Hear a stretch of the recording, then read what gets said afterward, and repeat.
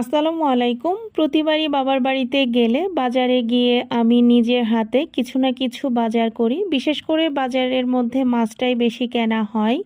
তবে এবার আমার বাজার ছিল খুবই সামান্য। তারপরেও যতটুকু বাজার করেছি আপনাদের সাথে শেয়ার করছি। কারণ বাবার বাড়িতে এসে আসলে মেয়েরা নিজের হাতে কিছু করতে পারলে অন্যরকম একটা আনন্দ লাগে। তাই জন্য আপনাদের সাথে আমার এই বিষয়টা শেয়ার করা। তো আশা করছি আমার ভিডিওটা আপনাদের কাছেও ভালো লাগবে।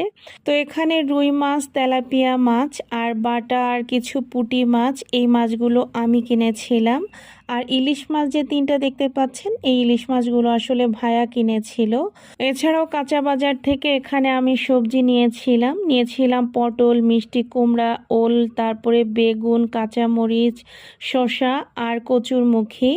আর আমার আফরা মামুনির জন্য এখানে আমি 4টা প্যান্ট নিয়েছিলাম। আর আমার ছোট্ট বাবাটার জন্য এখানে 2টা নিমা সেট নিয়েছিলাম।